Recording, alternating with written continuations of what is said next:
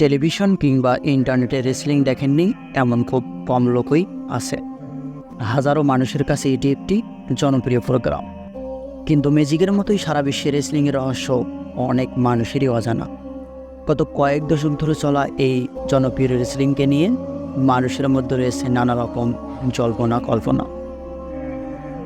রেসলিংয়ে এত আঘাতের পরেও মানুষ কীভাবে বেঁচে থাকে, নানা রকম সন্দেহ। আর যারা এই রেসলিংয়ের সাথে জড়িত তারা কখনোই এই ব্যাপারে প্রকাশ্য কিছু বলেন না।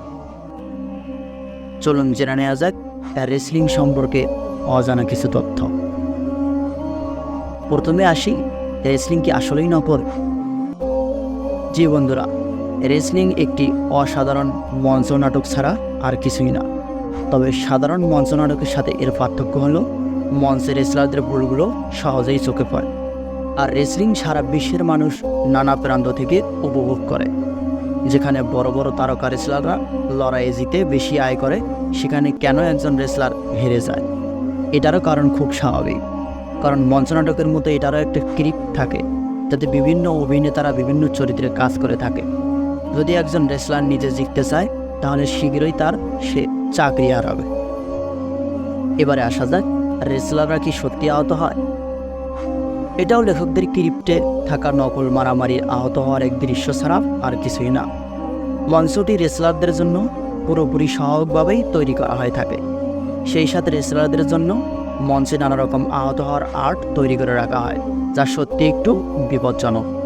কোনো রেসলার যদি সেই আর্ট অনুযায়ী কাজ না করে, একটুও ভুল করে, তবে সে মারাত্মকভাবে আহত হতে পারে। তবে কখনোই কোনো রেসলার তার প্রতিপক্ষকে ইচ্ছে করে আঘাত করে না, ঠিক যেমনটি আমরা চলচ্চিত্রে দেখে থাকি। তবে অনেক সময় অনিচ্ছাকৃত ভুলের কারণে প্রতিপক্ষ আঘাতপ্রাপ্ত হয়। এমন একজনও রেসলার পাওয়া যাবে না যে এই মঞ্চে আঘাতপ্রাপ্ত হয়নি। অনেককে আবার বড় ধরনের আঘাত পেয়ে তার কেরিয়ারের ইতিউ টেনেছেন। এবারে আসি, রেসলিংয়ের সময় যে রক্ত দেখা যায় সেটা কি আসল? বেশিরভাগ সময় সেগুলো সত্যিকারের রক্ত থাকে, কারণ রেসলারদের শরীরে বিভিন্ন জায়গায় এক ধরনের ব্লেড ব্যবহার করা হয়। তবে অনেক সময় অসতর্কতার কারণে শরীরের অন্য অংশ থেকেও রক্ত ঝরে। এছাড়া রেসলিংয়ের সময় ব্লাড ক্যাপসুল ব্যবহার করা হয়, তবে কখনোই রং অথবা সস ব্যবহার করা হয় না। এবার আসা যাক, রেসলাররা কি অবৈধ ড্রাগ গ্রহণ করে? সব রেসলাররাই কম বেশি অবৈধ ড্রাগ বা স্টেরয়েড জাতীয় ঔষধ ব্যবহার করে না। অন্যান্য খেলায় পারদর্শী খেলোয়াড়দের মতো রেসলাররাও স্বাভাবিক প্রক্রিয়ায় জিম করে ও হরমোন বৃদ্ধির জন্য চিকিৎসকদের পরামর্শ অনুযায়ী খাবার খায়। তবে অনেক রেসলার গোপনে ড্রাগ নিয়ে থাকলেও অবাক হওয়ার কিছুই নেই। এবারে আসি, রেসলিং মঞ্চে রেসলারদের বান্ধবীরা কি সত্যিই তাদের বান্ধবী? চলুন জেনে নেওয়া যাক। না বন্ধুরা, রেসলিং মঞ্চে শুধুমাত্র ফ্যামিলি ড্রামা করার জন্যই রেসলারদের কাছে এ ধরনের সঙ্গিনী পাঠানো হয়। তারাও নানা রকম ভঙ্গির মাধ্যমে রেসলিংকে আরও আকর্ষণীয় করে তোলার চেষ্টা করে থাকে। কিন্তু অবাক করার বিষয়, রেসলিংয়ের রেফারি এত অসহায় থাকে কেন?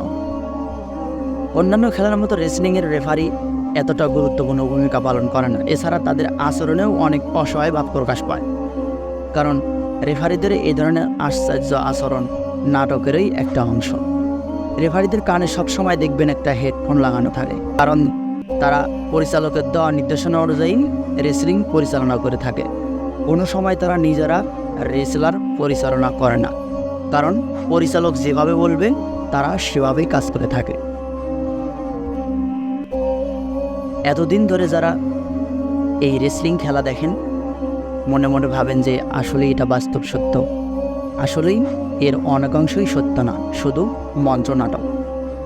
তো এই রেসলার সম্পর্কে বা রেসলিং সম্পর্কে আপনার তথ্যগুলো জেনে কী অনুভূতি প্রকাশ পেল অবশ্যই কমেন্ট করে জানাবেন।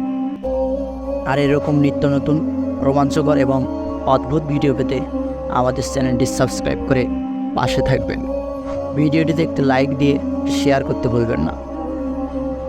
আজকের মতো এখানে বিদায় নিচ্ছি। আল্লাহ হাফেজ।